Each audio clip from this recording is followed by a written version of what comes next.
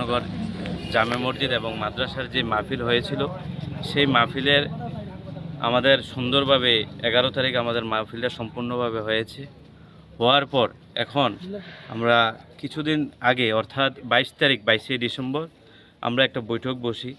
বৈঠকের মধ্যে মসজিদের কিভাবে আমাদের মসজিদের কাজ অসম্পূর্ণ কাজ সম্পূর্ণ করা যায় তাই নিয়ে আলোচনা চলছে। এই মসজিদ কমিটির সহ সম্পাদক আমি যখনই মিটিংটা আরম্ভ হওয়ার পর কিছুক্ষণ পরে শুনতে পেলাম এখানে বাক বিতণ্ডা হচ্ছে এবং বাইরে কিছু লোক সেখানে দাও শ্রেণী লাঠি নিয়ে দাঁড়িয়ে আছে। এই জয়দুল হোসেন উনি নাকি এখন মিডিয়াতে, আমি খবরটা এখনও দেখিনি, যাই হোক আমাকে অনেকে বলেছে ও নাকি বলতে চাইছে যে আমাদের এই এলাকার মানুষ মসজিদের উপর আক্রমণ করেছে। আল্লাহর ঘর মসজিদ সাক্ষী, আমরা এখন জুমার নামাজ পড়ে প্রত্যেকটি লোক সেখানে মসজিদ কমিটি এবং আমরা সবাই মুসলিম। এই হিসাবে বলতে চাই উনি যেই কথাটা কইছে, উনি এক কথায় যখনই মিটিং বসার পরে আপনারা প্রত্যেকটি লোক এখানে সাক্ষী আছে, উনি এক কথা কইছে সমস্ত লোক নাকিতে বেলুলেস হে মসজিদের সর্বা। তো কাজে এই মানুষ সেটা মানতে পারেনি, তার জন্য সবাই উঠে বলছে যে আপনারা সিসি ক্যামেরার ফুটেজে দেখবেন সবাই দাঁড়িয়ে গেছে। সবাই বলেছে আমরা যেহেতু বেলুলেস আমরা এখানে থাকবো না। যার বেলু নেই তাহলে আমরা আল্লাহর ঘর মসজিদে, আমি জানি না এই শব্দটা কেন ও ইউজ করে, এর দিনে সেই বেলুলেস কথা কয়ে সে আজকে এই সমাজটারে বাদ করতে চাইছে। যদিও এই জয়দুল হোসেন ব্যক্তিগতভাবে যে গেটটা এখানে উনি বলেছে গেটটা ওনার পরিবার থেকে দেওয়া হয়েছে, এটা আমি এই বিষয়ে কথা বলতে চাই না। এই কারণে নেরুমেন্টের কথা আমরা এখানে বলতে চাইবো না। আল্লাহর ঘর মসজিদে প্রত্যেকটা সমাজের প্রত্যেকটা লোক যার যতটুকু সামর্থ্য আছে সেই অনুযায়ী টাকা দিয়েছে। এখন যদি সে ব্যক্তিগতভাবে কয় বলে আমি এই গেটটা আমরা দিয়েছি আমাদের পরিবার থেকে, এটা আলাদা ওর বিষয়। আপনারা জানেন এই যে মসজিদের দোতলার যেই একজন ইট দিয়েছে কিছুদিন আগে, সেও একদম খুব কষ্টে চলতো বিদেশে যাওয়ার পর। সর্বোত্তম উনার যে ডান্ডা আছে সেই ডান্ডা মসজিদের সমস্ত ইট একজন ব্যক্তি দিয়েছে। আজকের দিনে দাঁড়িয়ে আমিও যদি এখানে ওই আমি এই দিয়েছি সেই দিয়েছি, আমার বাবা কি দিয়েছে আমি বলতে চাই না। আল্লাহর ঘর মসজিদ নিয়ে কোনো রাজনীতি নয়, সমাজ যেভাবে চাইবে আল্লাহর ঘর সেভাবে চলবে।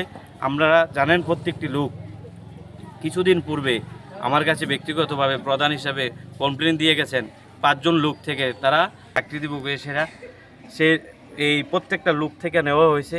এখন তারা কান্নাকারি করছে, আমার পঞ্চায়েতে আমার কাছে ব্যক্তিগতভাবে কয়ে গেছে।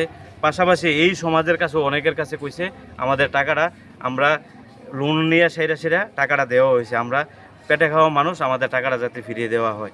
আর আপনারা জানেন এই এলাকার মানুষ সে তার ইনকামের সোর্স হিসাবে কিছুদিন আগে ছিল সে তাবিজ বিক্রি করত, অর্থাৎ একটা কবিরাজ চুরাইবাড়ি থেকে আনার পরে কার পেট ব্যথা কার কি সমস্যা এই ধরনের সমস্যা নিয়ে সে কথা বলতো। ইতিমধ্যেই সেই তাবিজ বিক্রেতা বিশালগড় যখন গণহারে পিটুনি দেওয়া হয়েছে, এই তাবিজ বিক্রেতা যখন চলে গেল, এই আমাদের জয়দুল হোসেন এখানে মসজিদের কাজটা মাদ্রাসার কাজ করে। ইতিমধ্যে আমরা দেখতে পেলাম ওনার একটা ভিডিওর মধ্যে এই অনেকে আমাকে বলেছে ও নাকি এই মহল্লার সামাজিক কাজ করে। আসলে ব্যক্তিগতভাবে মুসলমান হিসাবে সামাজিক কাজ করব, কিন্তু ওনার যেই অন্তরের যেই এইসব ধরনের লুকিয়ে আছে সেটা আমরা আগে বুঝতাম না, এখন বোঝার পরে।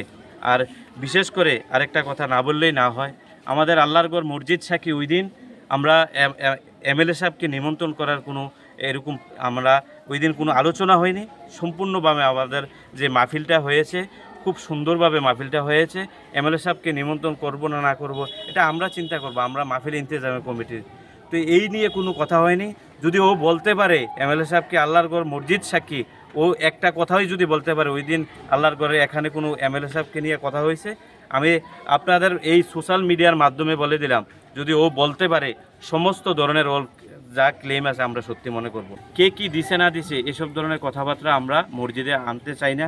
আমার বাবা এই মসজিদের জন্য কি করেছে, আমি ব্যক্তিগতভাবে কি করেছি, যারা এখানে পাড়া প্রতিবেশী মসজিদ কমিটি আছে প্রত্যেকের দানের অবদানে আজকে এখানে মসজিদ হয়েছে। এই নেরুমেন্টের কথা আমরা বলতে চাই না। আগামী দিন যাতে এই সমাজ সুন্দরভাবে চলে সবার কাছে আকুল আবেদন রাখবো, এই ধরনের মানসিকতা তাদের প্রত্যেকের মাথা থেকে নিতে হইব। আমি এই করেছি সেই করেছি।